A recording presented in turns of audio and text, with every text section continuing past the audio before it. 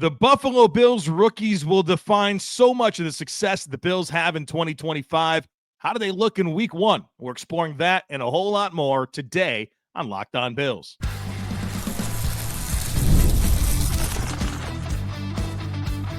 You are Locked On Bills, your daily Buffalo Bills podcast. Part of the Locked On Podcast Network, your team every day. What's up, Bills Mafia? It's Joe Marino, author of the Herd Mentality Substack, co-host of the Locked On NFL Scouting Podcast, co-host of the NFL First Read Podcast, and I'm your host of Locked On Bills. I want to thank you for making Locked On Bills your first listen every day, and a big welcome and shout out to our everydayers. You know who you are. Those of you who never miss a single episode, I appreciate y'all being here very, very much. Locked On Bills is a proud part of the Locked On Podcast Network, your team every day. Today's episode is brought to you by FanDuel. Right now, new customers can bet just $5, and if your bet wins, you'll get $300 in bonus bets to use across the app. Well, folks, welcome in. It's time for Herd Mentality, the weekly episode where you control our discussion. We have some great things to get into, including Curtis Samuel, the run defense. We got to break down this almost blocked game-winning field goal and whose fault that was. And we got to start with this one from Bo about the rookies in week one. Bo says, I was wondering if you could give a rookie report statement, one sentence each, for the rookies' performances against the Ravens. All right, let's do that. First-round pick, Maxwell Harrison, obviously on injured reserve. He's not available right now. TJ Sanders, the second-rounder defensive tackle, played 15 snaps, and I thought he had one good pass rush rep, but otherwise very quiet. You could tell it was game one for him. Landon Jackson was inactive, the Bills' third-round pick. Javon Solomon got the opportunity ahead of him and played like 15 defensive snaps and a bunch of special team snaps. So right now, Landon Jackson's got to beat out Javon Solomon for playing time. I thought Deon Walker was the better of the two rookie defensive tackles. Walker should have had a sack. Unfortunately, he had a great rush rep where he won with a swim move, and it was the play where Dorian Strong got picked when he was trying to cover Zay Flowers on a shallow drag. And because he got picked, it sprung Zay Flowers wide open across the middle of the field, a short dump down, and he's off to the races for a near 40-yard catch. If the coverage was okay there, I think Walker's going to get a sack. He had another really good run defense rep where he was able to reset and really control both A-gaps, which enabled Dorian Williams to fill from the backside and get a run stuff. So I thought those were two really high-level plays. The rest was just okay. Certainly had some moments where he struggled to anchor at the point of attack, but he had two very positive flashes and 13 snaps on the field. Jordan Hancock was inactive, and if the Bills safeties played like they did against the Ravens many more times this year, there's things are going to get loud for him to get on the field, but he was inactive. Jackson Hawes, the blocking tight end, was every bit as advertised. Phenomenal work as a blocker, high-impact blocks, tone-setting type stuff. The technique is impeccable. The skill that he has to move bodies is impeccable. But how about the 29-yard catch on the seam shot that set up one of the crucial scores as part of that Bills comeback? He was so fun. Dorian Strong started. He started week one starter, Dorian Strong, and he held his own. And he gave up that one catch. I don't really put much on him. He got picked by Taylor Rapp, who was buzzing down into the flats. But, he was only targeted in coverage twice, gave up one catch. And I think that says a lot. If I were an opposing quarterback coming into this game and Dorian Strong, a rookie 6th-round pick, is starting, I am going to pick on that dude. And, I got Zay Flowers, I got Rashad Bateman, I got DeAndre Hopkins. I'm going to go after that guy, and they didn't. And I think that says a lot about Dorian Strong. And I thought Strong was good as a run defender and tackler in this game. And then Chase Lunt was inactive, and Caden Prather's on injured reserve. So some good contributions from the rookies. I mean, you had a starting corner. Hawes made an impact. You had a couple of defensive linemen part of the rotation. So not a bad overall debut, especially when you think about what Hawes and Strong in particular gave this football team. Paul says, and many people sent this in, how does the special teams coach decide on who blocks for field goals? On that final play, Deion Walker whiffed big time and let Kyle Hamilton get through and almost block the kick.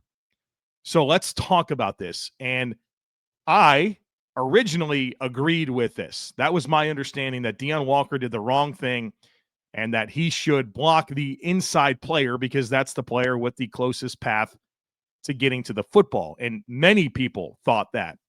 And shout out to John Fina, former Bills left tackle, first-round pick. Started well over 100 games for the Buffalo Bills. Had a really good career.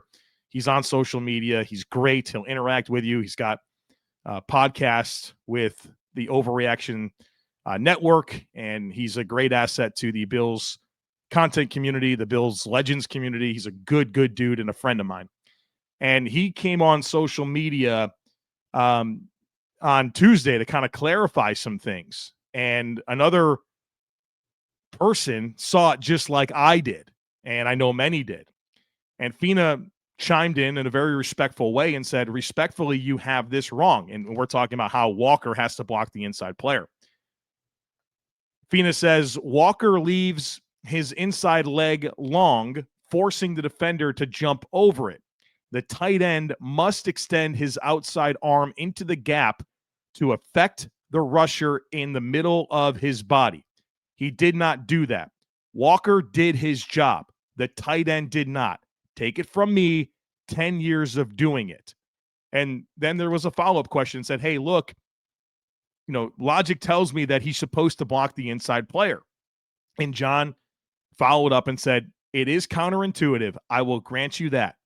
But if Walker slams Hamilton, that corner gets tighter and the edge absolutely can bend and block. If the tight end does his job, it is all good. Trust me. So, with that information, the guilty person is Alec Anderson. Alec Anderson's the tight end on that play who's supposed to get his hand on Kyle Hamilton, and he did not do that. So, there's our answer. We gotta take the criticism away from Deion Walker and extend it to Alec Anderson. But also, the Bills made the field goal and they won the game. So, something to correct for sure, but we don't have to do this thing because the Bills won the game. But obviously the process there is very, very poor. And shout out to John Fina. I've had a lot of interactions with former players on social media, and sometimes they're not very kind. And they want to, big boy you and belittle you. And John came in very kind and insightful and just wanted to educate and was willing to answer questions. And I think that's awesome that he was willing to do that and share his knowledge to correct things and be kind about it. Rooks says, with you being at the game, what was the most memorable play and your favorite play? And did you cry from the win? No, I didn't cry for the win. I was really happy. I mean, one of those situations where your face hurts because you're smiling so much. And I certainly relished that moment and had so much fun being in the stadium, and then afterwards kind of celebrating, and Mr. Brightside came on, and I'm not going to lie to you. I don't really care that much about the song. It's fun. It brings energy. But after, they do the shout song, you high five everyone in your section. You're watching the team celebrate on the field, and there's this just pause. And then all of a sudden that guitar lick comes on, and boy, you get chills. You're like, wow, this is a big moment. I had a lot of fun there. But your question was the most memorable play for me. And honestly, I know that Josh Allen did amazing things, and I loved every second of it, and I've had a lot of high praise for that. It was the Ed Oliver forced fumble. It was 40-32, 3 minutes and 56 seconds left when Baltimore took possession of the ball. And I thought it was cool that the Bills made it a one-score game, but I didn't think the Bills could get another stop. I really didn't. You probably didn't either. Come on now. Let's be honest about it. And the first play of that series was a 13-yard run. It's like, oh, God. Okay, so not even going to be close to getting a stop. The next play after a 13-yard run on 1st and 10 with 3 minutes and 10 seconds left is the Ed Oliver fumble. Ed Oliver forced fumble. And in that moment, I'm like, they have a chance to score and tie this game. And that was my moment, like, this can happen. So that's the play that really stands out to me. Again, I could point to amazing plays made by the offense. You could point to so many other plays, but that's the one. That's the one where I bought in and said, they can do this. And that's the one that stands out the most to me. If I'd love to hear from you. Like, if you're watching this on YouTube, leave a comment. What's the play for you that stands out as most memorable, whether you were there at the stadium or you watched it at home? All right, coming up next, some good questions about this kicking situation and Matt Prater now on the active roster. And, what's the timetable for Bass? What does that all look like? We're going to explore that and more here next. So, folks, be sure to stick with me. The NFL season is here, and FanDuel is making sure you're ready for kickoff with a can't-miss offer. Right now, new customers can bet just $5, and if your bet wins, you'll get $300 in bonus bets to use across the app. I love using FanDuel because it fits however I want to bet, whether that's spreads, over-unders, player props, building a same-game parlay, or even jumping in live as the action unfolds. It makes every game more exciting, more thrilling. Whether you're watching your favorite team or just keeping an eye on your fantasy lineup, it's quick, it's easy, and it's the best way to add a little energy to your Sundays. And FanDuel always has really cool promotions. You log in there, you'll see different profit boosts, and so it's a lot of fun. So are you ready to play? Download the FanDuel app now by visiting FanDuel.com to get started. That's FanDuel.com to place your first $5 bet. When the opening whistle blows on a new repair, get your crew moving forward with SupplyHouse. Order today and see parts on your doorstep tomorrow. Over 280,000 plumbing, HVAC, and electrical items from the most trusted brands in the business. Their real-time inventory and honest lead times keeps you from punting projects, while their industry-leading customer service always has your blind side covered. If you need parts fast for a project, that's fine. SupplyHouse has next-day delivery. Talk about a game changer. Their part finder tools and 3D schematics can save you hours on jobs where every detail matters. And of course, their trade master perks like priority shipping and dedicated support make the whole process smoother. So join the free Trade Master program today and score serious perks like priority shipping, lower prices, and a dedicated support line. Visit supplyhouse.com to sign up for free and use promo code SHNFL5 for 5% off your first order. That's supplyhouse.com. Real people, real service. All right, next up, Kurt. Kurt says, would love to get your opinion this week on herd mentality. After a game like this, should we think about keeping Prater even if Tyler Bass comes back? All right, so let's unpack this. Sean McDermott was asked about Tyler Bass earlier this week, and he was pretty committed to Tyler Bass and said he's one of our guys, and when he's ready, he'll be back. Here's the reality. I fear that this injury for Tyler Bass can linger because it has. We've heard a lot about pelvic area soreness and Tyler Bass not practicing, and then he ramps up and goes for that Bucs game. The next thing you know, the Bills are working out kickers and Tyler Bass is on injured reserve. This is lingering. This is not healing. I mean, obviously, they're not going to come out and say that there's all these complications, but just piece it together. It's not going well. Whatever is going on with Tyler Bass is not going well. He's had a setback. They didn't intend on this being their path, but here we are. So I do fear that this is going to linger. And so I think for now, we put Tyler Bass on the back burner and make sure that he's ready to come back.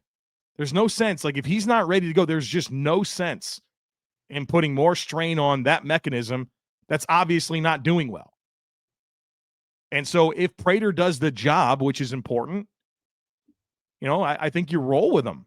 Now, the range is going to be limited. Sean McDermott said on Sunday that they were capped at 45 yards and in. So you're not going to have those opportunities for 50, 55, 60-yard field goals. But if you need 45 and in, I think Prater can get the job done. But I think ultimately the overarching thought that I have here is that I don't really know when Tyler Bass is going to be ready to come back and how that mechanism is healing and what complications it's going to present. So I think we should get used to Prater handling this job, and you only bring back Bass when he's legitimately ready. There's no reason to force that. He's got to be ready to go and be reliable. Josh says it felt like the Ravens were able to exploit the Bills' youth and inexperience on defense with tempo throughout the game. How much of a role did tempo play in the Bills' defensive lapses throughout the game, and did the Ravens abandoning the hurry up for a kill the clock strategy help the defense get the stops they needed? Well, I do think that the tempo was a big factor. I don't know that it was a youth inexperience issue. It was really veteran players. You're talking about, I thought the three problems with the defense were Terrell Bernard, Matt Milano, and Taylor Rapp. Those are veteran players. It wasn't any of the young players. And when you're trying to be a blitz-oriented defense, you're trying to communicate, and that tempo throws you off, it presented problems. It led to some tardy responses. It led to some bad angles. It led to blockers being able to get ahead of their landmarks and get those seal blocks that they're looking for. So it was an impact, but I think ultimately what helped the Bills get those stops late in the game, right? They got 3 huge stops on Baltimore's last 3 possessions. I think it is exactly the last part of what Josh put in the question, that they went into this kill the clock strategy and became one-dimensional to bleed clock. And that was probably the most significant because the Bills could kind of sell out on the run. And so that's what really led to it. They became one-dimensional, and the Bills were able to meet that moment. And obviously the Ed Oliver forced fumble was just monumental in that whole thing coming together. And I think that's the thing about this game. You could point to literally 20 different things and say, if that doesn't happen, the Bills don't win. And that's how you win a game that you have a 0.9 win percent probability. A lot of stuff's got to go right.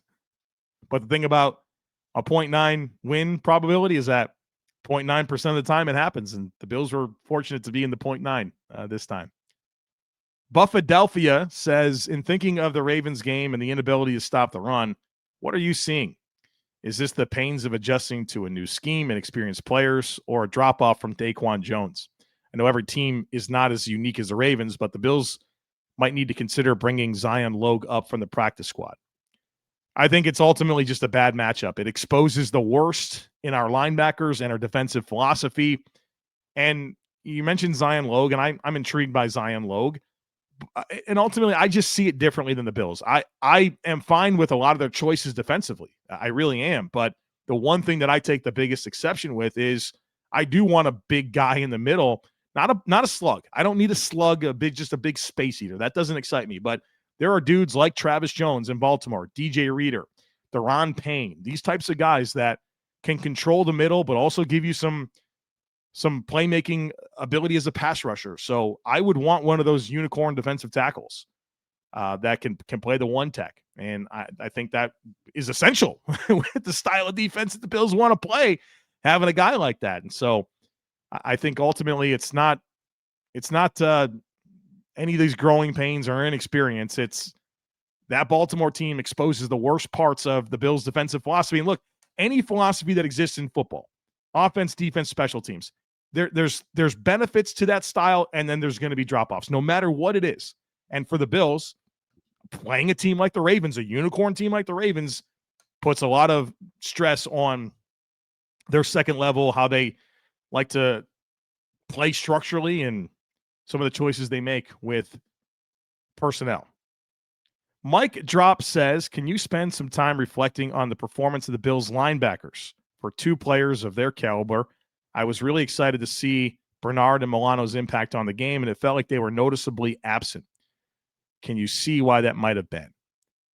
Well, those guys just played terribly. I mean, terribly. And we went over this a lot in the All-22 review, but they were slow to process. They took bad angles. They overran gaps. They couldn't take on blocks and get off blocks. They weren't super eager to trigger and finish and get downhill. They played bad. And I went into the film study thinking I was going to be really disappointed in the defensive line, and I wasn't. I was disappointed in those linebackers. And, they're more matchup type players. They're space players. They're not very good downhill thumping guys. And Baltimore makes them be downhill thumping guys, and that's just not what they do best. And so that's why I think the Bills try to play Baltimore the way that they do, to try to overcome some of the challenges that is presented. But those guys obviously didn't rise above or do anything that would help mitigate the matchup problem, right? They played poorly. They played really poorly, and the good news is the Bills don't have to play Baltimore Ravens every week, but they do get the dollar store version of them this week against the Jets. So I'm excited to see a bounce back opportunity. All right, coming up next, Curtis Samuel. We got to talk about that and void years on contracts, and someone with a follow-up question about my wife and her conversion to becoming a Bills fan. I'll explain that here on the other side of it, so folks be sure to stick with us. Mazda crafts cars for those who do more than simply move. Mazda delivers confidence with every ride, with more IIHS Top Safety Pick Plus awards than anyone else as of August 2025. From footwork to breathwork, athletes sweat all the details, and Mazda brings this same intention to how they craft every model. You can feel Japanese craftsmanship in every detail, from the metallic accents to available Napa leather upholstery. It's beautiful. With all-wheel drive standard in every single crossover SUV, you can drive with confidence through almost any season. So like football players, Mazda sweats every detail, because when you make every move count, impossible becomes irrelevant. Mazda, move and be moved. Welcome back, folks. A couple of programming reminders for you. We have Bill Squad Live, 2 p.m. Eastern time on Thursday. Myself, Jerry Ostrowski, Jeremy White. We're going to put the finishing touches on this Ravens discussion. Get ready for the Jets with our roundtable discussion. Again, live Thursday on the YouTube channel at 2 p.m. It'll then live on YouTube, and then, of course, we'll post it as a podcast afterwards. And then don't forget Wednesday night. That's tonight if you're listening to this on September 10th. The weekly Herd Hangout happens if you're part of our Discord channel. It's a live stream right in our Discord app. It's exclusive to those of you in our Discord channel, where I will take questions. People will come on and we'll do video chat. You come on, you can ask a question. We'll hang out. Jerry Ostrowski pops in from time to time. Bruce Nolan will pop in. We get a little unhinged, right? It's fun. And we take your questions and just have a herd hangout. That's what we call it. It's a herd hangout, and we have a lot of fun. So get in our Discord channel so you can be part of that and the discussions that are happening there. How do you get in the Discord channel? Well, you get a subtext or Substack subscription. Details are available at thejoemarino.com. There's a link in today's show notes to see thejoemarino.com and get in that Discord channel so you can be part of all the fun things that are happening. Joey says, what does it tell us about Curtis Samuel being a game day inactive against the Ravens? Potentially a cut candidate when Hoyt, Hairston, or Agunjobi return? Or is there way too much money tied into his contract for that to happen? So it was my expectation that either Curtis Samuel or Elijah Moore would be inactive for this game. It winds up being Curtis Samuel, and I am curious to see if that switches this week and Elijah Moore is inactive and Curtis Samuel gets the opportunity to play. You've seen the Bills do this from time to time when they're sorting out like their defensive line rotation, where guys will alternate being inactive and they'll get a look at different combinations and see what they like. And I think that was probably part of the strategy here at wide receiver. Obviously, Curtis Samuel's missed a ton of time this offseason, and so maybe there was a thought that Elijah Moore was a little ahead right now, and he was the best option for week one, and I could see that changing in week two. Now, in terms of moving on from Samuel, the only benefit from a cap perspective in moving on from Samuel is to trade him. I'm not sure there's a lot of value from the league in terms of trading for Curtis Samuel. It would be the Bills would trade Curtis Samuel in a 7 for a 6. I think it would be a trade like that. But you'd have to find a team that's kind of willing to take on a decent amount of cap space for a guy that, has got the injuries that Curtis Samuel has. And so we'll see how this plays out. I think there's a good chance that a roster spot does come from moving on from a receiver, being more Samuel, maybe Shavers.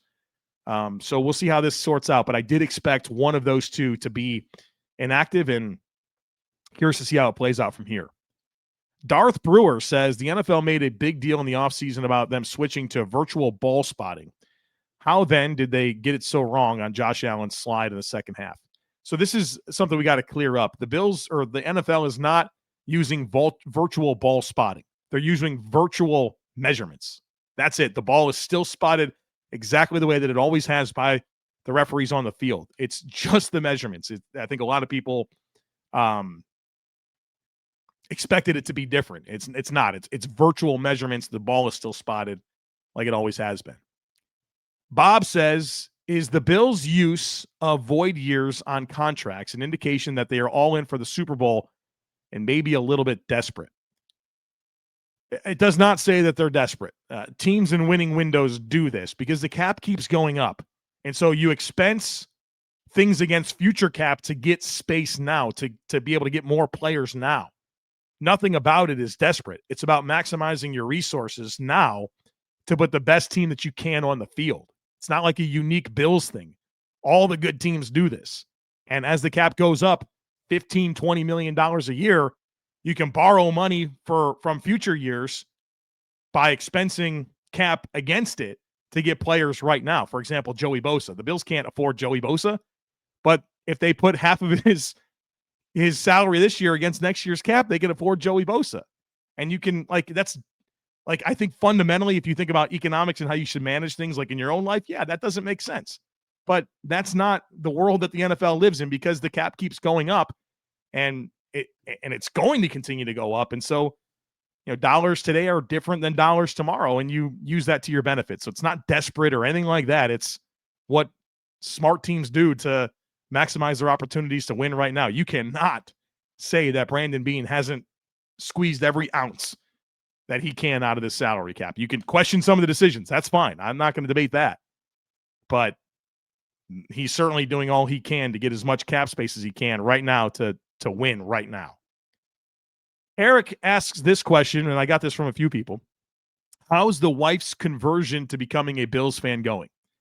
So this is fun. I started this podcast in 2019, and I've talked a lot about my wife through the years, and she was, there you go, there's a little spoiler, was a diehard Carolina Panthers fan. And I met my wife in 2016. And remember, that's the year after Carolina went 15-1 and went to the Super Bowl and lost to Denver. And so she was really hot on the Carolina Panthers. And, then right then and there, like Sean McDermott comes to Buffalo, Brandon Beane comes to Buffalo, and then how all a lot of different Carolina Panthers players started to come to Buffalo. But, she obviously still loved the Carolina Panthers. So this has been a very gradual process, but through, the purge of that 2015 team, think about some of those guys: Cam Newton, Christian McCaffrey, Greg Olsen, Thomas Davis, Luke Kuechly, all those guys. I mean, that was a really fun team to root for. Those players start moving on from them. They fire Ron Rivera. Matt Rule takes over. Dave Tepper buys the team. It was kind of a hard time to be a Carolina Panthers fan, and I still think it is. It's not been going well, and for several years there, Dave Tepper was like on a week-to-week basis doing something that made you embarrassed that he owned the team. And so as this is kind of falling apart in Carolina, and keep in mind, the Carolina Panthers are still a very young team, right? They started playing in 1996. There are not generations of Carolina Panthers fans, right? There just isn't.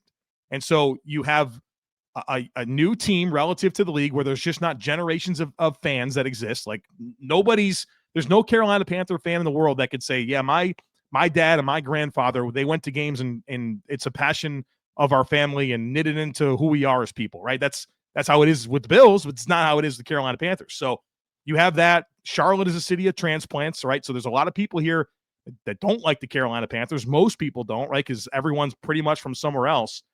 And then you also have a team that's not been very good. The Carolina Panthers have never had consecutive winning seasons, ever. And then Tepper takes over this team. They bleed out like all these really good players that they've had.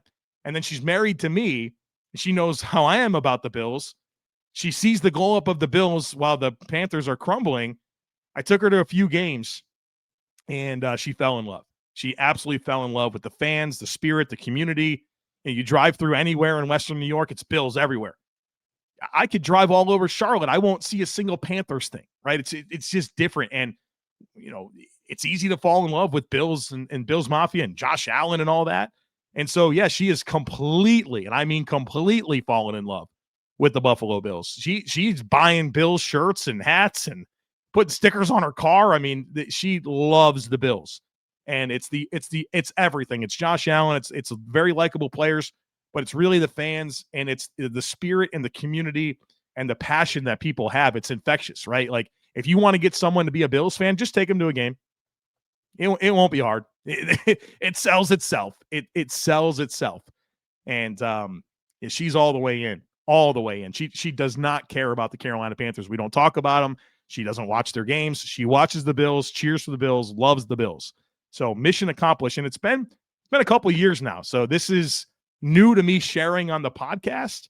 But I would say maybe at least 3 or 4 years now, she's been all the way in on Bills Mafia. So proud to share that the conversion has happened, and she is all the way in. And we actually had a conversation at the airport because obviously we got to spend a lot of time at the airport this weekend. And I said to her, I was like, has it hit you that we're going to go to this Bills Panthers game in a few weeks? And you're going to walk into that stadium where you walked in so many times wearing your Panther stuff, hoping that the Panthers wins and cheering on the Panthers. Like, that's not going to be the case. You're going to go in there wearing red, white, and blue, cheering for Josh Allen to hang 50 points on the Carolina Panthers. And she didn't flinch. She's like, I don't care about the Panthers. Like, it is gone. So we did it. We did it. All right, folks. Speaking of we did it, we did this podcast. And from here forward, we're shifting attention to the Jets. So we're doing crossover Thursday.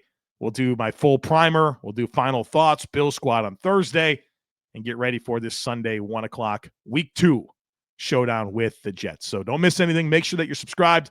Would love it if you took a second to rate, review, and share the podcast. Have a great rest of your day. Go Bills. Look forward to catching up with you again real soon.